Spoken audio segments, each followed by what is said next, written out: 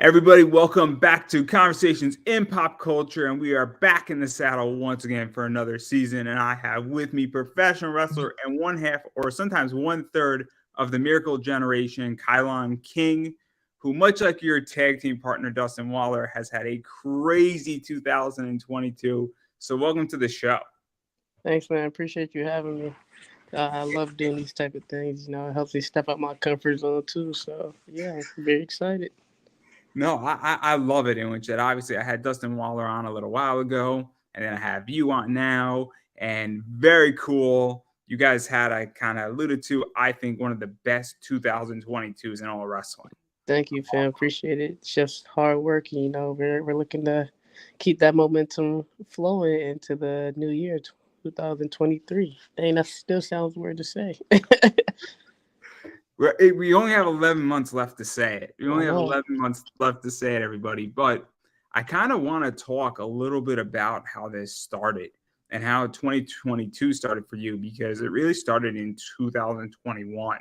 And it's a very interesting story that I think a lot of wrestlers can actually learn from. And it kind of started with Uncharted Territory season 3. Right. So, how did this all come about? Because it really is very cool how you got into uncharted territory, which then became Wrestling Open. And I think it's such an important lesson about paying your dues. So the story goes is we were told by a whole bunch of our seniorities or people that we have worked with, and they had good reviews for us after. Like, yeah, you guys should come to Beyond Wrestling. They're doing the Uncharted Territory, and they had the Discovery Gauntlet Tag Team Tournament Edition. So if maybe I can get in one day. So we was like, all right, cool. We knew the drill. We just wasn't expecting anything. We just go out there, every week since basically the beginning. Go out there every week and then just help out. Set the ring up and then set the chairs up and do whatever they really needed us to do. And then one day, some of the Beyond officials had hit us up. He was like, "Hey, you guys are a tag team, right?" He was like, "Yeah, we're a tag team." Granted, me and Flash haven't been teaming that long at this point, but we're still a tag team. So it's like, yeah, we told him, yeah. He's like, "All right, cool. Then we'll figure out a way to hopefully get you guys in the tournament." So we got in eventually, and we faced Brick City Boys, and they was on a run. And then we beat them, and then we won the whole thing the week after against some other rest in a crazy ass match.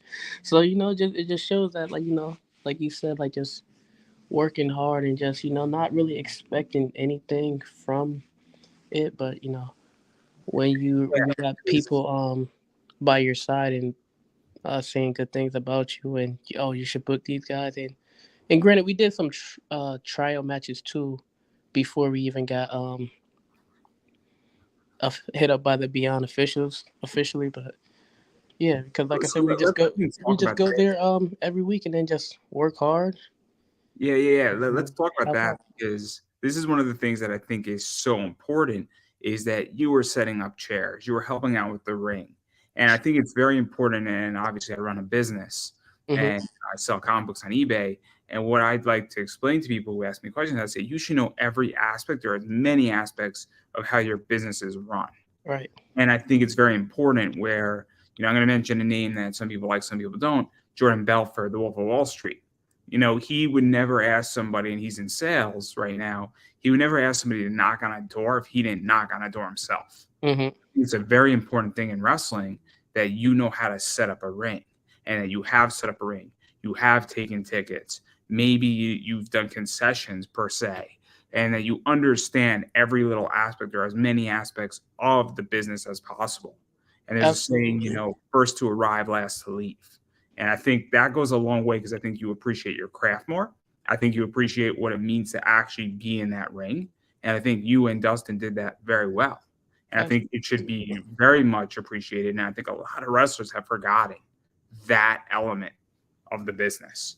Absolutely. And me, myself, and Flash, we were like always taught that ever before we even actually got to have our first match. Like you said, we were doing concessions, we were selling tickets. All before we could even like step in the ring on a live show, and we always had that drilled into us. It's like And even now, sometimes, like, you know what I'm saying, it's we still help out best we can. You know what I'm saying? I still pick up some boards and every once in a while just do that, you know, at wherever I go. It's just common courtesy. You never, like, honestly, you never really stop, or you shouldn't. You never really stop, like, paying your dues because at the end of the day, like, me personally, this is how I think. Like, I'm not better than anybody. Like, honestly, like, I might be confident at myself and stuff like that, but then there we are people. Nobody's really better than anybody. So, you know. Oh, I think you're fantastic. I think that you're one of the best tag teams Well, in thank you Wrestling for Open right now. that. I think it's crazy that both of you, obviously Flash and yourself are beyond young at that point, and that, you're so new and so not much older than to really have your first beer, which is kind of crazy, how good you guys are. But I do want to dive into Wrestling Open because this is the platform that really, I think, made your careers explode the way it has. Absolutely. And it's been almost 52 weeks of just climbing that hill inch by inch by inch. And then all of a sudden, you're like 30 feet up, which is ludicrous. I don't think people realize that. I was just looking back on it. And so, how did you get into Wrestling Open? Because that thing came out of the blue in so many ways. So it was like how Wrestling Open started is like you know Drew Cordero, you know, the founder of Beyond, one of the founders of Beyond, you know, he would see like a whole bunch of guys coming to help out me and Splash, and, you know, a whole bunch of other people coming out to help out. He was just like, dang, I feel bad because like all you guys like really bust your ass and come here to help out. Like, I'm not paying you nothing or blah blah blah blah. So it was just like, you know, he said, I'm working on the idea, you know, no promises, whatever, whatever. I'm like, okay, cool.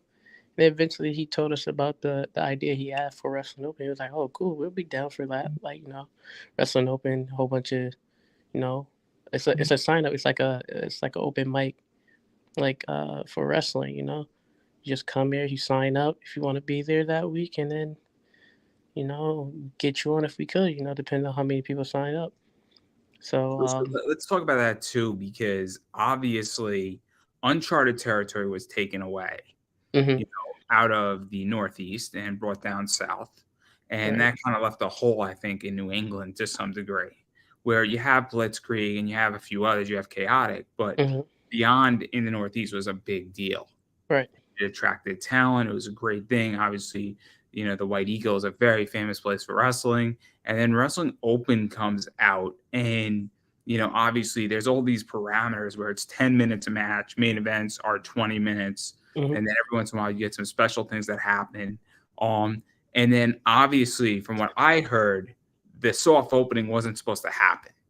From my understanding, it just sort of happened because I think some promotion canceled or something was going Yeah. on. So this is like what happened. Like, cause we was booked on the show that got canceled. So like, it was the restful weekend. And then you know, it was still like very high in COVID times. You obviously, you know, even though it would go down a peak, it was like this was at one of their peaks, like right at the end of the year. You know, everybody's getting sick. You know, everybody's getting a cold and stuff.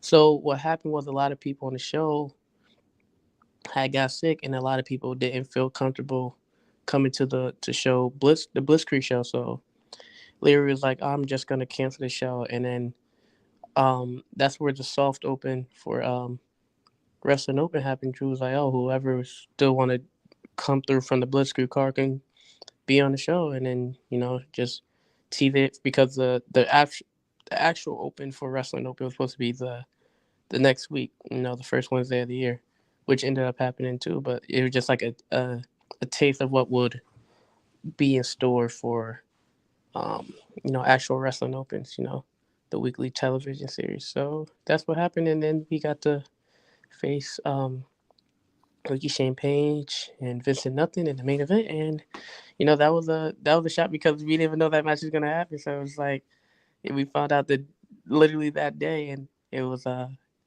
surreal let's, because, let's you know, talk about that match. Let's talk about that match mhm, because RSP is a legend in everything absolutely, the guy does.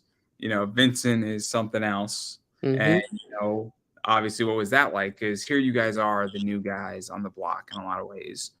people knew you from the Discovery Gauntlet. You had a few matches, but now you're in a main event with two veterans who have run the block. A Beyond Original, I believe, is RSP. And what was that like? Because this was really what I think was the impetus, what was expected to come in a lot of ways for this year. And it was really the start of how this year was supposed to play out for you guys. Right. And it did. And so what was that like? Because sometimes in life, the way you start out determines how everything else is going to be played out that year. Absolutely. And then that was in itself was surreal because I watch RSP on a whole bunch of shows like growing up. So it was cool to like really just be in a ring with him and be across from him and just be able to absorb all the information and that he was giving us and like uh yeah, just shout out to RSP. That's the OG for real. And he like obviously he messed with us now. He still like we're still cool with him. Not saying he shouts us out every like it was one time he shouted us. I was like, oh, who's some of the best teams?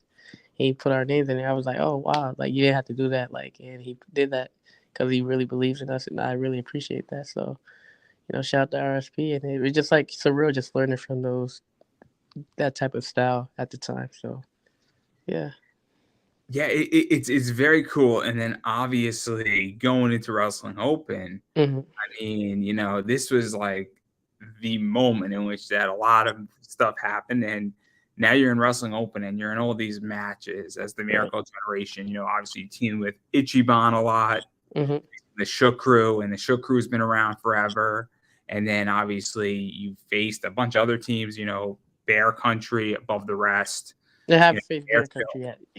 Haven't faced Bear Country yet. I Don't mean, put soon though. Soon, hopefully, one day.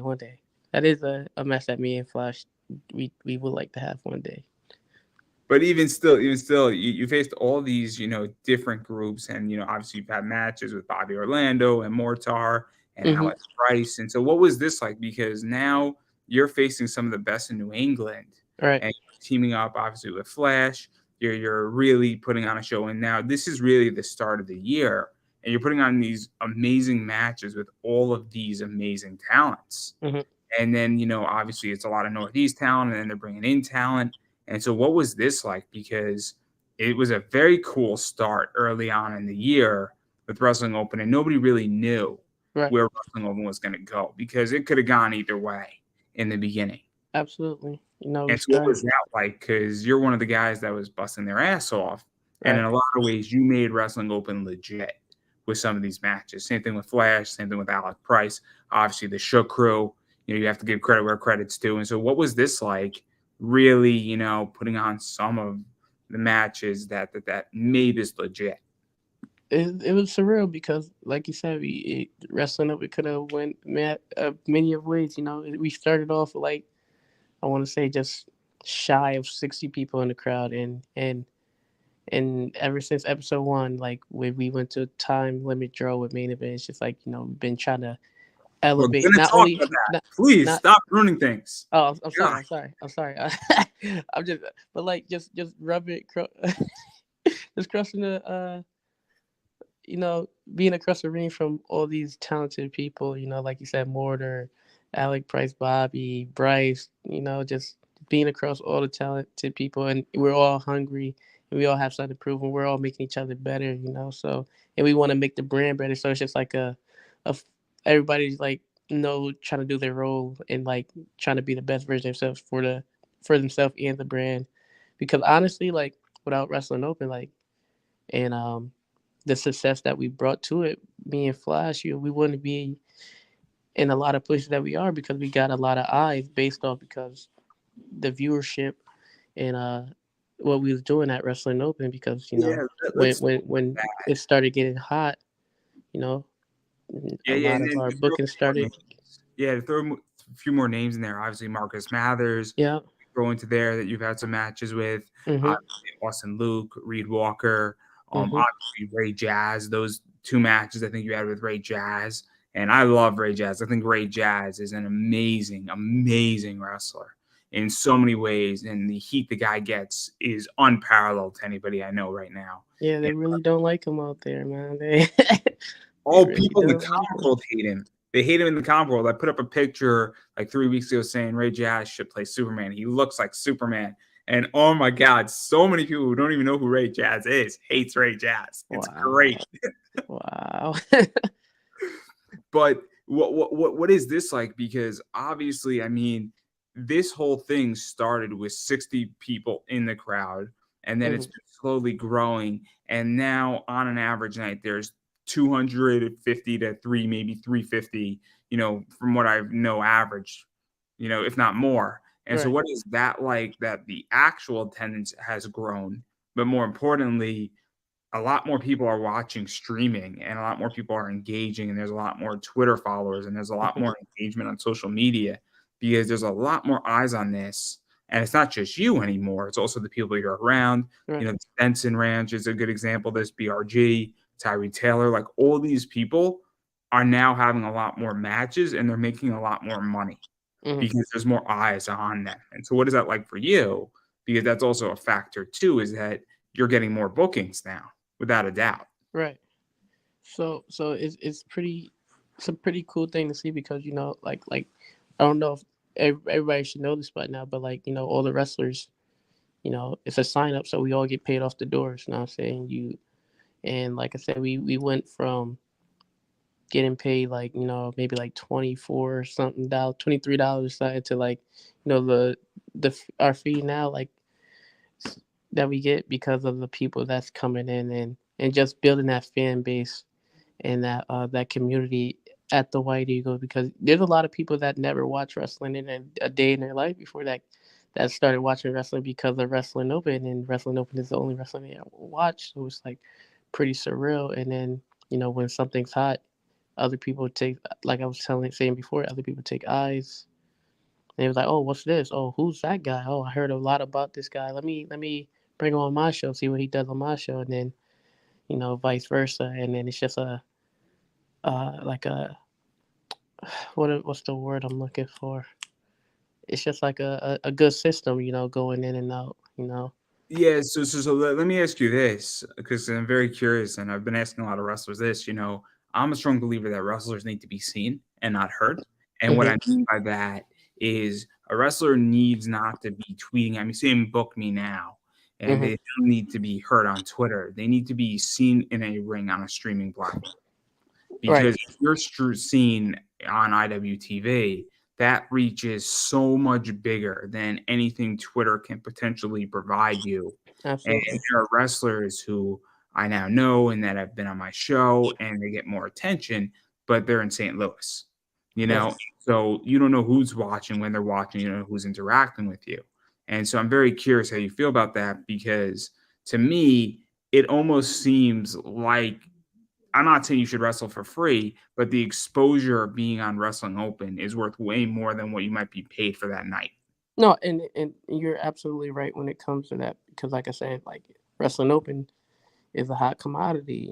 That's how me and Flash got a lot of looks by other promoters, because they seen us on Wrestling Open, they seen us on Beyond doing our things, and it was like, oh, I want this energy on my show. I want to see if they, can do this on my show. And it's like a make or break thing, because we're going to different territories and different states and stuff like that, different environments that we never been, but we all always bring, the same energy that we always have and the skill that we have, and we make those platforms want to bring us back because they loved what they seen. Not only did they see us before on Wrestling Open, but they seen what we can do and bring to their shows as well. So And, so do you also feel that, given that Wrestling Open is so grassroots in a lot of ways, it is so mhm. down to earth, Right. that also gives a different vibe, where I hate to say this, but in our society, at least the way I see it, and this might get you and me in trouble, there's a lot of entitlement that's going on right now. Hmm. People want instant gratification, and they're saying, well, I deserve to be paid this. I deserve to be in this match. I deserve to be in the main event, versus saying putting in the work and having more of a grassroots, I guess, view. And Right. it makes people, when they start at the bottom, put in the hard work and have a grassroots position, in my view, it makes them more likable in a lot of ways. And I feel that a lot of people like a BRG, even Steven Stenson, you, Flash, Tyree Taylor, Ray Jazz are all putting in that work, and you Hmm. seem more like a normal person. and because there's superstardom, and then those people seem like unattainable. And I don't know if I'm making any sense, but it just makes it seem more real, I guess, is where I'm going with this Yeah, question. I understand what you're saying. It's like, the way I look at it is just like, honestly, like, you're not in, or you shouldn't feel entitled to nothing. Like, nothing is ever promised to you, or it should be promised to you. You know what I'm saying? You have to work hard for everything you got. It's like, working on yourself, like me personally, I worked hard, not even like just in the ring, but outside the ring, just to be the person I am today. I had a good support system. I have a do the things that I can just to be a good person, and just that hard work and strong work ethic that I have. It's helped me a lot. Like I said, I don't think I'm better than anybody. But I put in the work, or at least I try my hardest to. Not every day is gonna. Some days are hard. I can't lie, but as long as you like got a good head on your shoulders and just stay consistent, you can achieve your goals, and that's what me and Flash been doing so far. And like you said, like other people at Wrestling Open, like BRG, one of the hardest workers I know. Granted he's in Stetson Ranch or whatever, but like he's really a hardworking dude, and he works hard for what he has. And I personally think he should get a better look at than what he has so far, because I that's think just one he's of the been guys that I feel underrated. about. I think he's been massively underrated, Absolutely. and I think he's really really good. And I think it's just a shame that it's just one of those things where I think if he was given the right position and the right timing, I think he could have some seriously well placed matches in high profile positions. And I But agree. I But like I digress. said, like nothing is promised and life isn't fair. You know what I'm saying? You might never know why you get the opportunities that you get or why the things happen for you. But like I said, as long as you put in work and not complaining and bitching, excuse my language, but Oh, you'll hey, you'll reap, you'll uh, reap the rewards. At the end of the day. so let's talk about another rivalry about Wrestling Open, who with another guy who has really, I feel, been given an amazing opportunity and was overlooked for almost 10 years, and that's Brother Greatness. Hmm. And I mean, you have been wrestling a version of Brother Greatness for a while now. And there's countless matches with the Church of Greatness, with the Even Stevens, obviously members only, and Brother Greatness. Obviously Ichiban's had some stuff with Brother Greatness. I know that you and Brother Perfect and Sammy Diaz has had some stuff going on. The Haven's been involved. Obviously everybody's been involved in this pretty much. Hmm. If you're in Wrestling Open and you have not been in a match with the Miracle Generation and Brother Greatness, you're doing something wrong here. But what is this like? Because I think you've wrestled almost every version of the church. And I think every match has been fun. And I love Brother Greatness. I think he's great. He's entertaining. I think the whole church is just amazing. And so, what is this like? Because this is now you're wrestling almost an idea and not single wrestlers or tag teams with the church anymore. Hmm. And I think every single one of these matches has been really, really well done. Well, I appreciate that. But just not before we even touch on the stuff at Wrestling Over, I knew Brother Greatness before we was even a part of Beyond. It goes way back. His hatred and despise for me goes way back, all the way back to It's Texas deeply Strength rooted. Wrestling. Texas Strength Wrestling. So he just, for whatever reason, I beat him one time, and then he just couldn't handle the pressure, and it just broke him. I'm sorry, Kylon. I'm gonna have to cut you off. You were good back then. You weren't greatness yet. But yeah, ever since then, he had just had a deep rooted hatred for me. So I just been having to kick his ass ever since. So he just won't stay down. That's one thing about Brother Greatness. Nah, but let me stop messing around. He's a very talented individual. And everybody that you said a part of the church, like members on Sammy Diaz, Elijah Six, Perkins, Anastasia Morningstar, even Steven. It's like those are a lot of very talented people, and just to cross paths with those guys, and just like I said, kick their asses because that's what Miracle Generation does. But it's always a good time just being around those guys and just like I said, being able to wrestle those guys because they are all very talented individuals. No matter like what version of the church you see, they're just yeah, just very talented individuals and very charismatic. As you can see, Brother Green is a very charismatic individual. Yeah, and then even to go further into another rivalry with you and the Stenson Ranch, and obviously that BRG, obviously Ryan Clancy before he left and got out, obviously Steven Stenson, who is one of the most hated people in Wrestling Open. Oh man, Um, hated that is guy an deserves. understatement. Oh, I love Steven Stenson. I just want to build a better ranch than he has. That's my only problem. So I Well, might he be hating. has he has Alec Price on his side now, so black belt him, but whatever. I digress. Got him by his side now, so they got Danny Miles, and BRG. So it's looking like a strong unit. Anytime we cross them, they always gave us some of our tougher matches, So you can never sleep on the Stetson Ranch. And the reason why I bring them up is that there's been a bunch of these great matches with them, obviously the Church of Greatness and a few others, and it almost is like iron sharpening iron, Absolutely. where this is one of the craziest things is that every single time you've had a match with the Church of Greatness or the Stenson Ranch or several others, it's almost that it's been like a stepping stone that has made you better for the week after.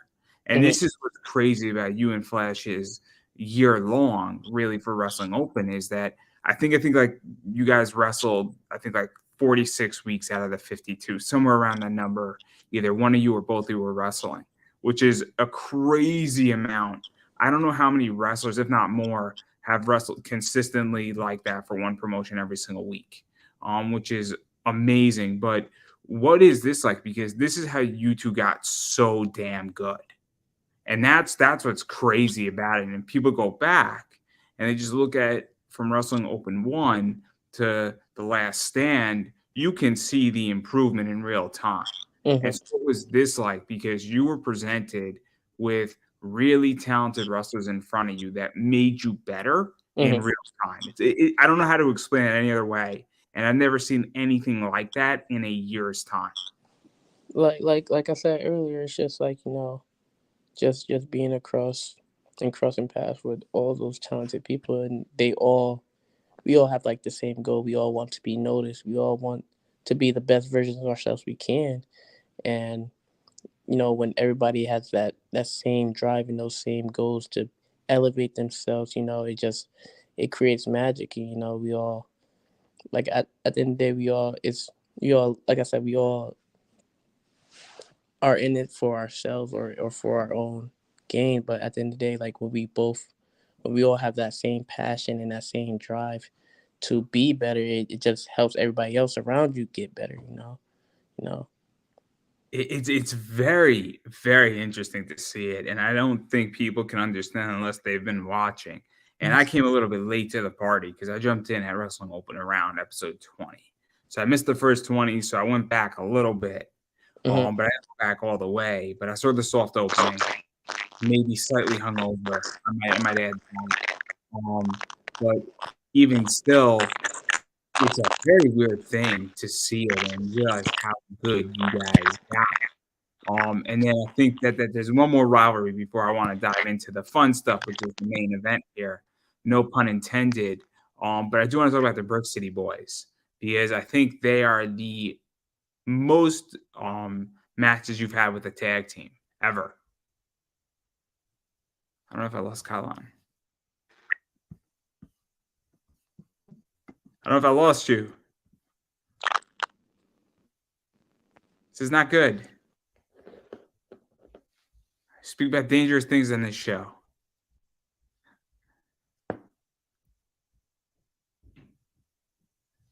I don't know if I lost Kylon King. This is not good. Hopefully, I don't know. I think he's fixing his audio. You Hello. back? You back? Yeah. I don't know what happened. I don't know either. See, the fun thing is that anything Either. can happen live. This is why I do things live now, because anything could happen, and it makes it more exciting. God forbid anything could happen. And weird things happen sometimes. But as I was stating, obviously you wrestled the Brick City Boys a bunch of times, and not just in Right. wrestling. And I don't know if you trained with them or they were around your training school, but I know you've had. Never trained with them. What were you saying? Never trained with them. They come from New Jersey. I'm from Connecticut. But I know that there's been several matches, and they're one of the teams that you've wrestled so many times, and it's Right. crazy. So what is that like? And I think it could be made that you probably know them really well, if not the best out of every team you've wrestled. Yeah, I know Brook City like the back of my hand. Victor Chase and Jay Crew. They're a strong, tough team. They just like to get nasty and real gritty and grimy. And it's really like uh, a very challenging matchup at times because you can never know how gritty things can get. But me, the way I was raised, and I'm always prepared for that type of thing. So, but they always bring a tough challenge, and I don't know what our record is, but I think it's like close, damn near even, like with the Brick City Boys. So it's always a interesting challenge, and you gotta So, always so bring your let's A talk game when about you're going that. against those guys. So let's talk about that. What is that like, knowing a team so well? And knowing their style, knowing what they do, knowing how they're going to do it. Because at that point, I would imagine that it becomes a benefit and a challenge. And especially if you've been wrestling somebody over and over again, because obviously you can't do the same tactics. You Hmm. have to come up with new things. You Right. also want to push things, and you also want to surprise them. And you also, I would imagine, get somewhat bored in what you're doing, and you want to mix things up. So what is that like? And also, if you know somebody really well, you can do things in a ring and in a match that you might not be able to do with somebody you don't know as well. Right. And that's the hard thing about wrestling somebody multiple times. You always find out. You always like know their movements and know their patterns, but they always bringing something new to the table, and they always throwing a wrench into your plan, so you can never really be fully prepared. So like no matter how prepared you think you might be, something always crazy is gonna happen. So you know it's best to go into the situation unprepared, even though we know like the back of our hand, we know certain things that's coming, so we were always prepared for it. But you just got to go into it with a open mind, because it's always gonna be a new challenge the more you face somebody. Yeah, no, I think I love when you wrestle the Brook City Boys. I love when you wrestle the Brook City Boys because I know it's going to be a fun, solid match. I enjoy watching the Brook City Boys. I enjoy watching the Miracle Generation. And all I want to do is I just want to watch good tag team wrestling. That's it. I hate to say it, but like I like watching singles wrestling. I like watching women wrestle. I like watching a good match, but I would rather have a good tag team match, a good singles match, and we could forget about all the hardcore stuff. And like, I just want good wrestling, and it's so hard to ask for that now. It's just so hard. Well, I'm happy that Miracle Generation can bring you good wrestling anytime we're on the scene. That's one thing you can always expect from us, is for the match to be a good match. And that's one thing we wanted to do, because myself and Flash, we love tag team wrestling. Always wanted to be in a tag team. We both started off as singles competitors, and we're very strong individual singles wrestlers, but we're a good strong tag team as well, and we always wanted to make sure that we were one day, like when it comes down to it, we will be noticed at one of the best tag teams to ever do it. And we're on our path to do it, making that happen. Yeah, and let's talk about the main event here.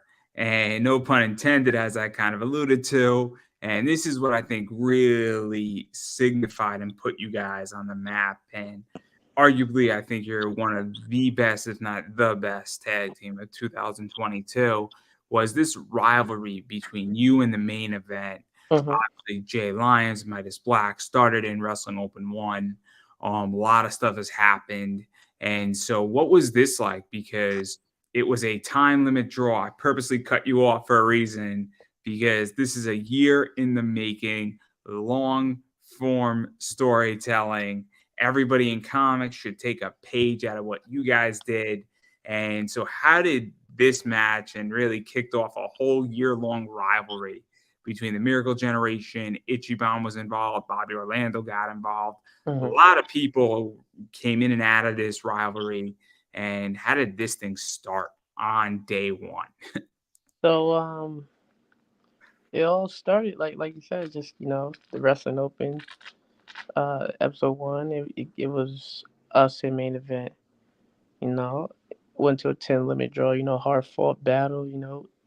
Neither team couldn't really finish off the other team, and we earned neutral respect between each other, and then eventually we all became closer and started a bond. We on our way to Blackloop because we all traveled together. 15 hours in a car ride just to get there. We created a strong bond and a strong brotherhood, and you know, um, yeah, and then things haven't.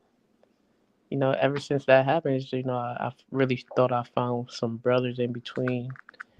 Midas and Lion, and then we got to cross paths for the second time in the Eliminator Cup tournament, where we will ultimately get the win over them at the Palladium. The first time Wrestling Open really traveled outside of the White Eagle. So we faced them in the Palladium. We made that happen, and we thought everything was good. We shook hands. We Money got thrown in the ring after the match. We all hugged it. Respect because we're all brothers at the end of the day. Eventually, we would go on to win the whole tournament. Become the first ever Eliminator Cup Tag Team Champions. And during our celebration, and during the announcement, where we will be christened as the first ever Eliminator Cup champions, um, they came out. They challenged us, and we thought it was going to be a nice brotherly challenge, but they kind of felt like they had something to prove, and they walked away from our handshake. But it's nothing wrong because family fights, right? So eventually we had the match, and they they turned their backs on us. They sided with Pedro Donez, and they left me Flash bleeding, and they choked us both out with hula hoops. And ever since then, it's just been all out war, between us. You know what I'm saying? It's been Yeah. a So, rivalry so outside let's of Wrestling Open too. Yeah, let's talk about that. So obviously, there's this rivalry, but it's somewhat of a friendly rivalry between the two of you guys and these two Hmm. tag teams. And then the turn happens with Pedro, and now wrestling is not fun anymore. Is the promo that really set this thing downstream? But to even back it up a little bit, Brad Hollister was involved a little bit too, where he started creeping his way in to all of this at the same time, where he was facing you and Dustin with Danny Miles and Max Caster. I think Hmm. Dustin and Slash Flesh had a match with Brad, and he was getting into stuff. And then Ichiban started having his issues with Brad Hollister. And so, what was this like? Because this is what started to bring in and expand this rivalry even bigger. And Yeah, so, what was this like? Because this started turning, we had a little kindle of a fire that started becoming a bigger fire. And then it just exploded, and a bunch of gasoline was thrown onto it as yeah, all these other people started getting in. So, that's what made this so cool is it felt so organic that this little issue at Wrestling Open 1 exploded bigger because of the Eliminator Cups, and then it became personal. absolutely. Like and to add to it, like you said, Ichiban and Brad, they had their thing going on. That all stemmed from Brad Hollister feeling like the younger talent, like disrespected by the younger talent for whatever reason, and Ichiban took a stand up to that, and they had their feud, and their issues, and we help Ichiban out just like Ichiban helps us out, with Pedro and main event, and then they blinded Ichiban, took him out, and it's just it was a lot going on. A lot of things it just came to a boil one day. Bobby came through where he had his issues with Pedro, and it all just came to a big, like you said, explosion. And there was only one way to contain all of this, and that was inside of a steel cage. If you want to talk about that. Yes, we're going to talk about that. Of course, we're going to talk about that. In my favorite movie, one of my favorite movies, um, by Stanley Kubrick. Wow, I can't think of its name right now, but it has Joker in it. Hmm. It's this is my rifle, this is my gun. It's got that in there. A Full Metal Jacket is it was the poster that The Last Stand was took from. It's great. It's brilliant. It's brilliant. What a great poster. I wish I could buy one of those. If somebody has one, please contact me. I will happily Shout buy. out to the production team, the rest of the production team. I'll happily pay good money for it because I think it's a brilliant, brilliant poster. It'll go up on my podcast wall right here. You can see the wall is full of posters, guys. Yes, very, very, very great wall that you have behind you. But so what was this like? Because a lot of things were happening. I think it's the week before the festival is about to kick off. This is the week before. I think you guys won the match, I want to say, that got to choose the stipulation. And then Ichiban says steel cage warfare. And it was the whole crowd exploded. It was a big crowd. And then now we're going into the rest of all with steel cage warfare. It might have been 2 weeks before. I forget exactly which. But what was that like? Because huge pop, amazing start to the entire weekend. And what was this like? Because this is now a big fucking deal to do this.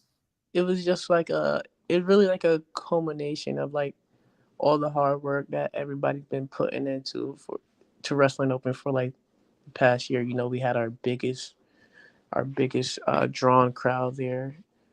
And it was just everything was just so surreal, and it just felt like oh, it was a moment that I'll never forget. I've never been in a cage match. I've never been in that type of environment, but I feel like not only myself, but just all eight of us, for better, we all thrived in that environment. We was able to create, a magical spectacle of violence in that cage, and we all Let beat each me other ask up. you We all. this. Let me ask you this, because I know you say nobody deserves anything, but I agree to a point with you on that. But I also feel that you were busting your ass off for no money whatsoever. And not to put you on the spot, and not to make this about money, but you were busting when nothing was really on the line, and you really helped to make this a viable thing. And Mhm. now you're getting to main event something in what is a history component of Wrestling Open for season one. I think it ended season one. It also kicks off the Restival. And I hate to say, but like it was almost like you deserve this type of thing, even though you aren't the type of person that would say that. And all eight of you, I felt, because Brad Hollister worked his ass off. The main event really worked their ass off. Pedro added a lot of value. Bobby Orlando's been there and really brought a lot of credibility with his goat and all. And what was this like? Because I think this was in a lot of ways a reward for Mhm. what you did and for not complaining and saying, we got to make this happen. Because I've been in situations where I made something happen when I was undervalued and I've been taken care of on the back end. Mhm. And so, what was that like? Because that's how it seemed to me. And I don't think I'm the only one who thinks that. And it's a very cool thing when that happens in life and you're taken care of, for lack of a better word. Right. And like I said, it's just like I said, it was just a culmination. Like behind the scenes, it was just like we all, like you said, we all have been working hard for this moment since episode one. We've been there. Me, Flash, Bobby, main event. We was all on the first episode. And we was able to make this thing a viable thing that people. We was able to just help grow this brand. By um, and it wasn't just us. It was like the you know, people who help bring wrestling open together, you know, the behind the scenes and stuff like that. And they deserve as much credit as we do because without, you know, that everybody's help, all the wrestlers, all the production crew, all the, you know, the owners, you know, the you know, everything. It's just like a combination of everything. And like I said, we was able to draw our biggest crowd ever to this point. And the Do, whole show was like honestly, I will say like it was probably the best show of the whole Restival. You know, and we all had something to prove that night. He was like, y'all coming into our house, so y'all to come in and we're gonna like put y'all on blast because we making sure none of these other shows are gonna be better than this one. let's also talk about this too, because I thought it was either the second best or the first best show out of the entire festival. Now, I only watched 6 out of the 9 events. I couldn't watch 9 events of wrestling. It was just too much for me, and I'm not that crazy. I tried it. It doesn't work, guys. just GCW did the 24 hours. I watched 16 hours of that. So, and I tweeted for a good 14 hours. So GCW owes me a beer at the minimum. But I mean, I was a devoted fan here. If somebody's going to wrestle and put on a wrestling show for 24 hours, somebody has to suck it up and tweet for a good portion of it. Anyway, that's my contribution. But do you also feel that in a lot of ways, and I think everybody on the card to some degree, is that that show was the start of the festival? And if that show flopped, the rest of the festival would have fallen that way. And I feel like this match was the last match on the show, Mm-hmm. Wrestling Open, but it was also the start, and it was coming out of the gate. And it also set the tone, I feel, for the festival, for the other 8 events that were going to take place. And I think that's a big deal.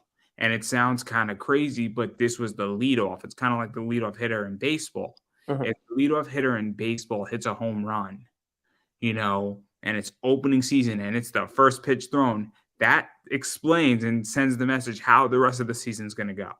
Right. And so do you feel that in a lot of ways it was not even so much a victory for the 8 of you in that match, but also saying, hey, we're setting the tone of how this weekend is going to work?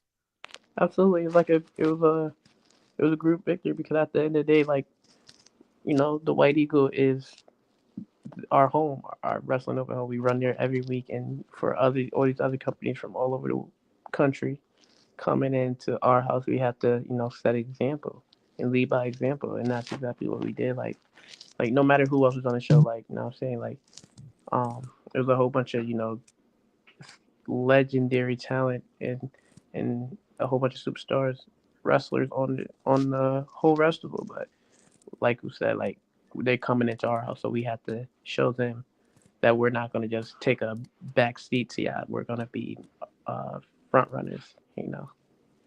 So like I said, it was a victory for all of us. And I thought the ending was perfect. All of you just dog piling on. I thought there couldn't have been a better ending to that match. I really couldn't think of a better ending where it was just a complete dog piling on to Pedro. I thought that was just epic. Yeah, you know, we had to get our get back. You know, they had our tied us up with the hula hoop, so we had to bring that full circle and show them how it felt. I thought it was just brilliant. I thought it was just such good storytelling in so many ways. And I think that, again, I'm a comic book guy. I have a lot of friends who write comics, and I thought it was brilliant on how this thing ended and how this rivalry is now on ice. It's not dead. Not dead. I want to make that crystal clear because never say never. And I got a feeling there's plenty of bad blood if everybody wants to dig it up again. But for right now, everybody's in their corners doing their own thing.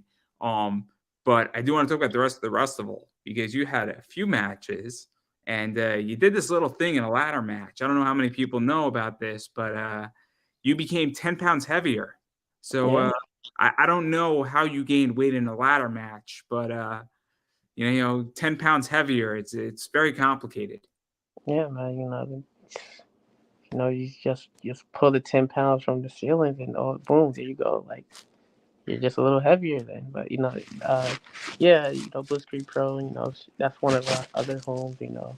That they honestly like doesn't get enough credit for really starting me in flashes, uh,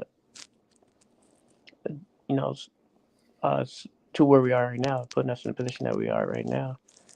Because without Blitzkrieg,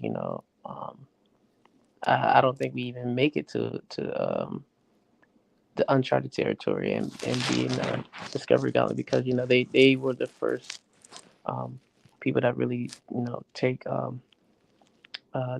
stand behind us and really elevated us, helped us get to that next level. So shout So out to for those Blitzkrieg. who don't know, when I'm referring to them being 10 tons heavier, they won the belts in a ladder match. I just want to make that crystal clear.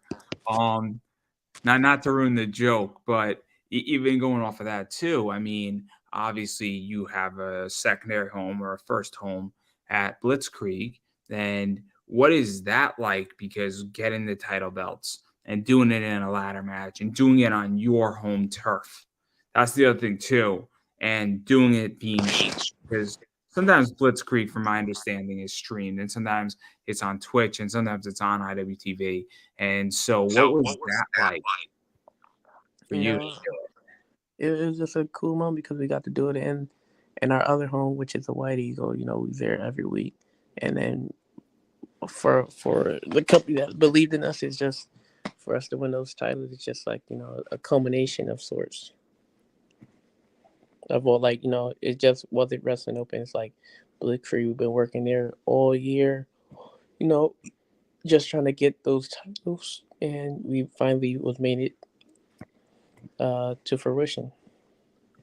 And also, this was during, obviously you're in the Eliminator Cup and you have that going on, and you're really building a name as a tag team. Hmm.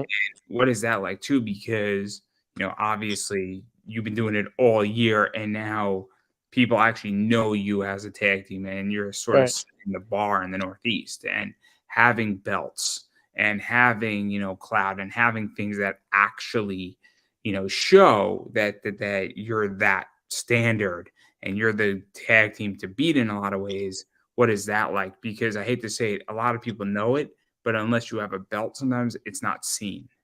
If that makes any sense. I don't know if that makes any sense.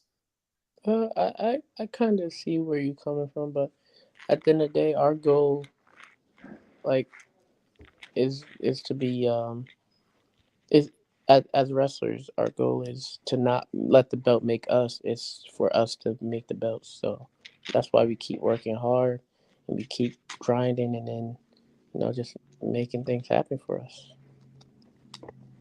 Yeah, and then that's a fair point. I'll concede ground. As a fan, I just like knowing that people have belts. I like when like some guy walks in with like 15 belts.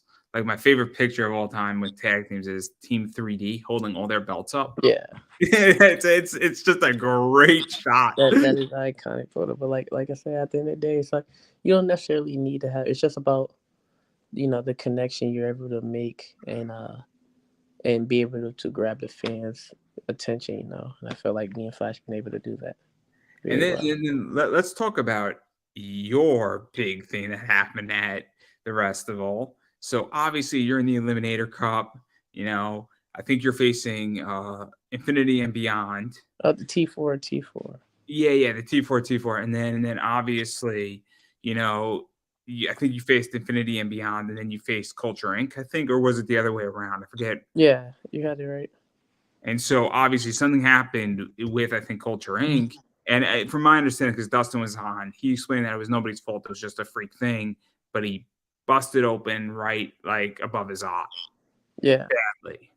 And it was bad. I didn't even know what the hell happened. I didn't know if it was, supposed to be a gimmick and that it was planned. Obviously, it wasn't. And so, what was this like? Because I think, Dustin had some matches still, but then he sat out. I think somebody else filled in for him. And then it became a very complicated situation because this was supposed to lead into the rematch with Violence is Forever. right. And so what was that all about? Because that heavy lies the crown. So what was this like being his tag team partner, knowing you have a match, knowing it's a big match, knowing it's a big deal? Obviously, I think the IWTV tag team titles are on the line. or the first ones ever. And so what was this like? Because it's a very complicated situation. Yeah, and like I said, it's a very complicated situation, and it was a very scary one, at the end of the day, because like, you know, put wrestling aside, that's my little brother at the end of the day. So I just want to make sure he's It's doing also good and he's complicated. all healthy and stuff like that. Yeah, it's complicated because it would be one thing if he had a bad cut on his arm, right? And maybe you need stitches, maybe you just bandage it up appropriately and then you deal with it after the day after. But when you have a cut above your eye, all of a sudden there's issues of blindness, there's issues of are you concussed? How much blood did you lose? Like what exactly is going on? And there's a big safety concern, I would imagine, too. Saying, Mhm. I mean, I don't know how you are, but I know Dustin is what I think 21 or 22, right? Yeah, he's 21 years old. So when you're 50 years old, it's a little bit different than when you're 21 years old because you have most of your life ahead of you. And Mhm. that's the other thing too that I think was in play as well. So obviously, what was this like? Because I know backstage, I think it might have messed up another show. He was explaining to me, and it was very very interesting, and it played out in a very interesting way. Yeah, like I said, just like you never know with those moments and those type of things. It was a scary situation, and I just wanted him to be as healthy as he could. So we he had to sit out for the show because first things first is health.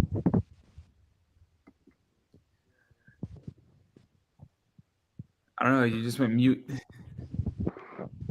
Hello.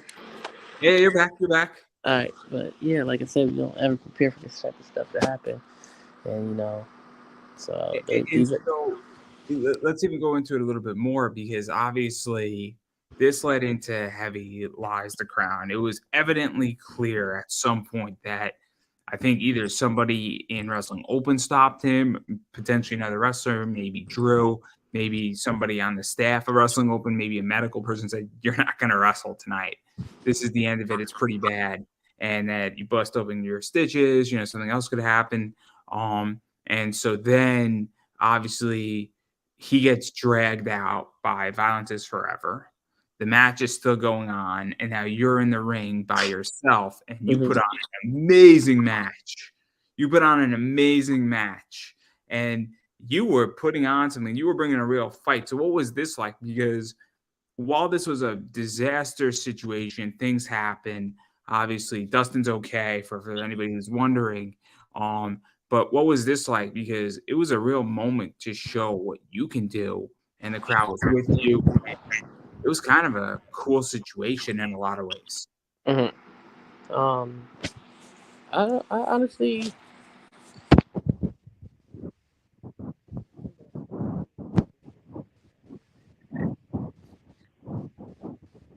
Obviously, we don't want this. We didn't want this match, is the point.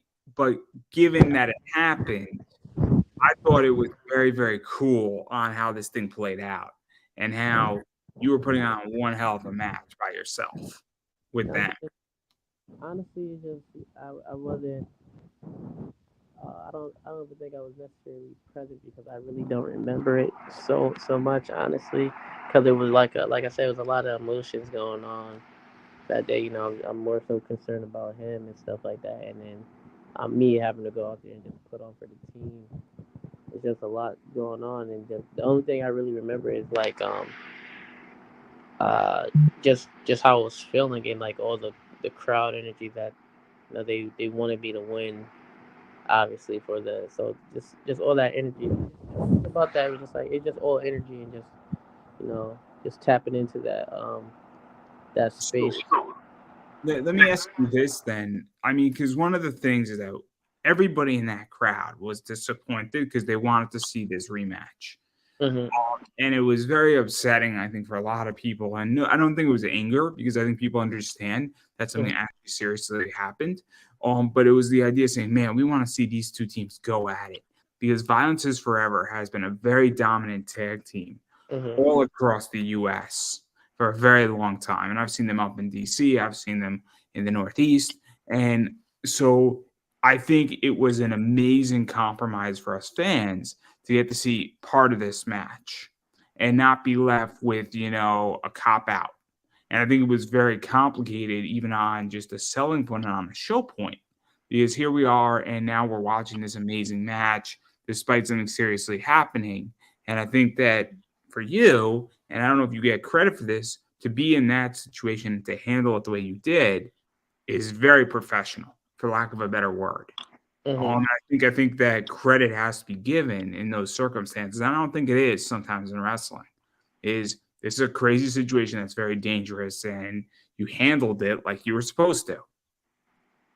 Yeah, and I appreciate that you say that, but um, yeah, like I said, it was just I had no, I got to do my job. I got to put on for, you know, the team, and I got to help I got to give the people that support me a show, no matter what the situation is. You know what I'm saying? So that's what I went on and did. And I also thought that it was great because what it also did, at least in my opinion, is that it left room for a rematch Hmm. because Dustin came out and then the locker room had to stop him. And that gave a glimmer of hope and an opening for you. And obviously, I mean, the match ended the way it ended, but it also gives a lot of room for a rematch. It gives room to continue this story, and whenever this buildup happens, whether it's in 3 months, 6 months, or a year from now, obviously there's going to be some serious history. And it's a very cool thing when wrestling gets to do history stories Hmm. and get to relive stuff. I mean, obviously, you just did that with main event and it was well done. And I have no doubt this thing with Violence is Forever is far from over. Yeah, Far. like you said, it's far from over. We have really one main goal right now in mind, and that's to do what we were supposed to do, and that we set out to do at the Rest World, become IWTV Tag Team Champions. That's our goal right now. And that's all we got on our mind. So to right that wrong, and write our story the right way. Yeah, so I mean, I think it's just fantastic. And then obviously you got a bunch of other stuff going on. Obviously, I think there's been 3 or 4 episodes of Wrestling Open for season 2 that have happened. But I think the big thing that's going on is that, and I don't think it's happened yet. And correct me if I'm wrong, but you're going out west. Yes, the West Coast Pro. March 4th, I believe the date is. So that's just a real thing. That's just the power of you know, what we've been doing at Wrestling Nova, just to get those looks at us, and just shout out to all the support that we have, not even just over here, but on that side too, because we've been getting a lot of support on the internet from over there too, from people that I it's just a real sometimes, because it's hard to really understand, like, the reach that we have as performers, because I don't really realize it, that we were able to make those connections with people from all the way on the other side of the country. So what is that like for you? Because obviously I think the furthest you've gone is BLP, which is BLP around Chicago? Yeah, Indiana, right on the border. So Crown so Point, Indiana. so I mean, to go all the way to the West Coast, I mean, that's a whole different market, obviously. I mean, there's no borders anymore in wrestling per se, but that's pretty cool. I mean, I don't know if you've been to the West Coast ever before for I wrestling. I never been to the West Coast ever in my life, so I'm really excited for this trip, and this opportunity that we've given. So, and I'm really excited to see who our ports are gonna be. So, It's very cool and it's very exciting because obviously, I mean, you're from the Northeast, you're from Connecticut, and then you're going all the way to Cali pretty much. I mean, yeah, it's a crazy concept, and I think it's cool, and I think it also really shows if you put in the work and you don't act like an asshole, you'll be taken care of and you'll get places in life. And absolutely.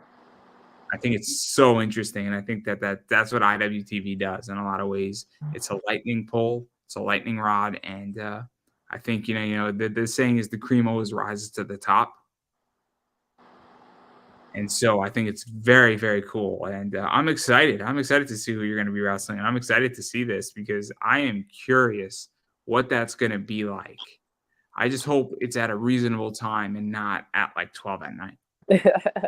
I would like to You go can to always bed. watch the replay on IWTV.com. So I would like to live tweet it. That's my problem, is that I would like to live tweet it. Like, I hate Prestige because Prestige starts showing a show at like 10 o'clock at night on a Sunday. And I'm like, I have work tomorrow, guys. Like, it's the absolute worst thing they could ever do. Is they can't do it like on a Friday. They can't do it on a Saturday. Like, you have to pick Sunday at 10 o'clock. Like, really? Just, I would like to. that time schedule can't really have that. I'll be on the West Coast too, so What'd you say? they're on the West Coast too, so um, That's the problem. I need to sleep, guys. Like, that's the problem right there. I digress. Right there. Um, but I do want to back out of all of this, and I would ask you about Leo Rush, but that was 2 nights ago, and I don't want to ruin that match. It was a good match. It's a really good match because I like Leo Rush a lot. mhm. Um, I love watching Leo Rush. That guy is so good. It's terrifying good. But I don't want to talk about Leo Rush because you should go buy IWTV to watch that match. $10 a month, guys. It's $10 a month. You get anything you really want with IWTV and wrestling. There's something for everybody. Absolutely. Shout out to IWTV. But I do want to back out of that, and I do want to talk a little bit about where the state of wrestling is, because I think we are in a very tricky time right now in wrestling and media. Obviously, WWE is going through some interesting stuff right now. AEW is also going through some interesting stuff right now. Mercedes Moné is in New Japan essentially / Japanese wrestling, which is super cool. Her hair is on fire. I'm going to say I love her hair. I didn't think I would ever say that. I think she's great. But where do you think the state of wrestling is? Because it is in a weird place, but also a good place, maybe. But I'm not even sure if it's in a good place or if it's weird, because it's complicated. Like I said, I think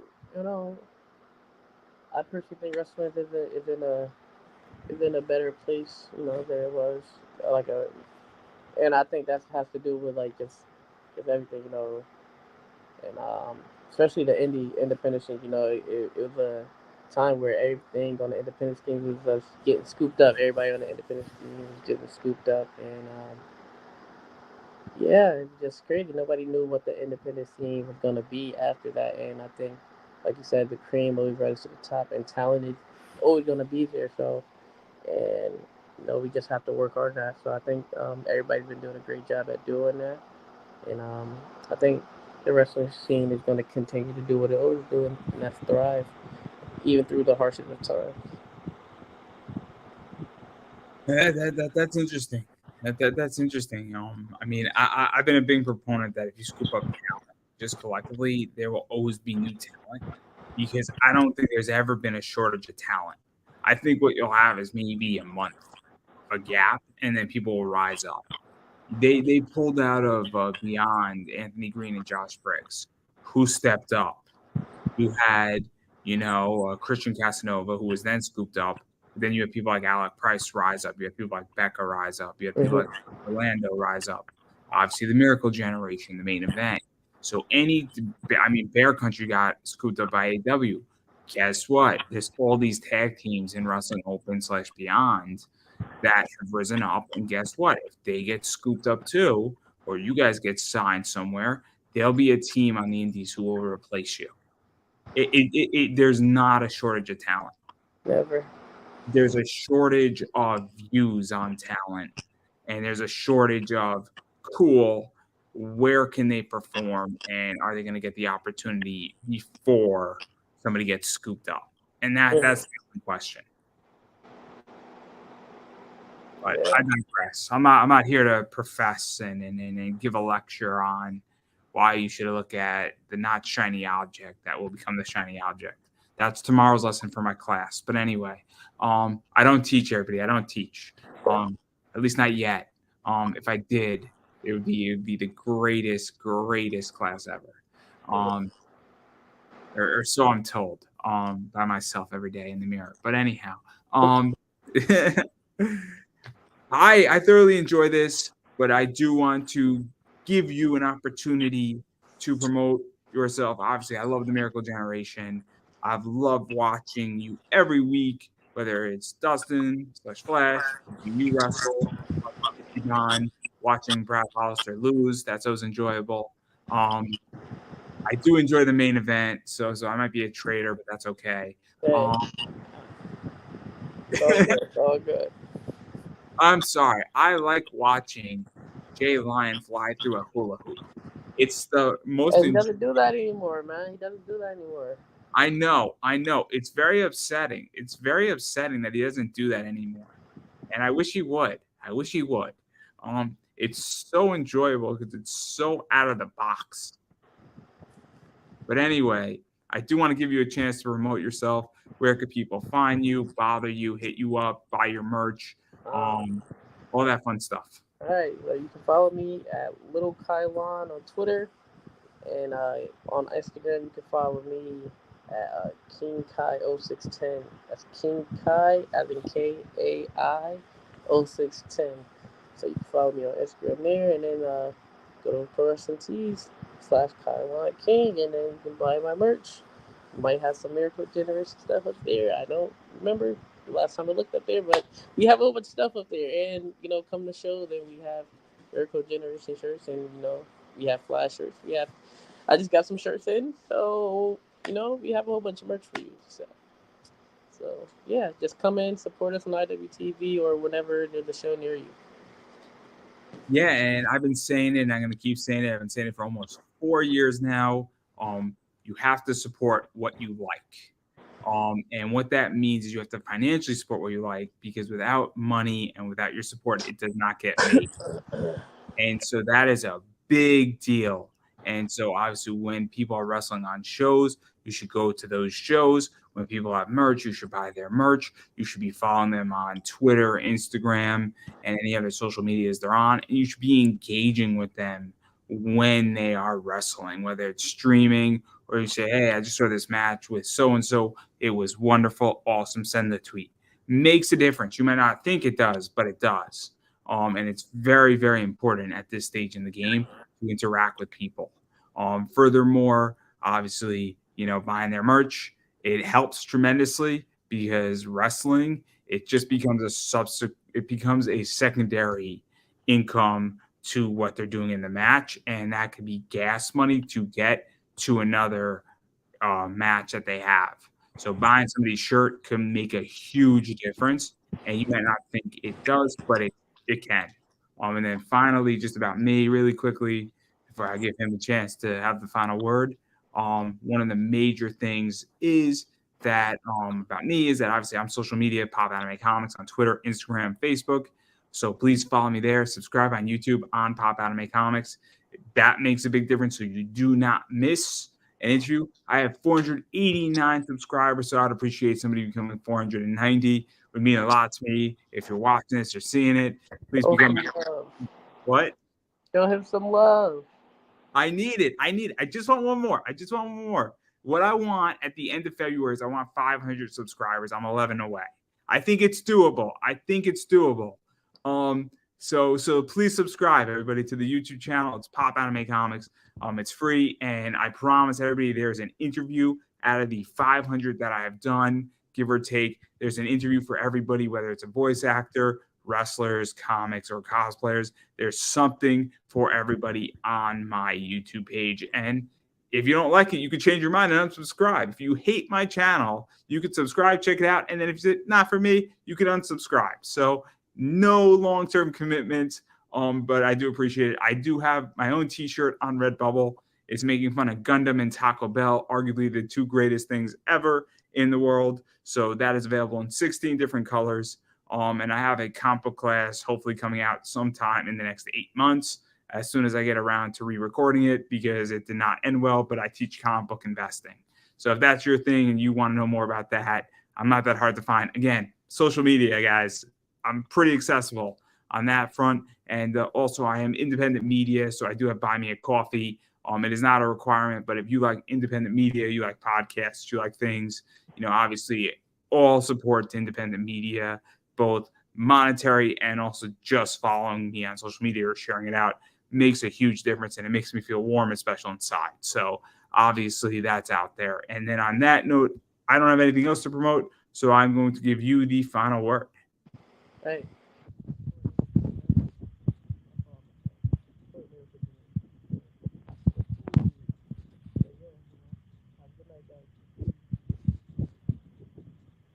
I don't think I could have said that any better myself, everybody. And that is a wrap.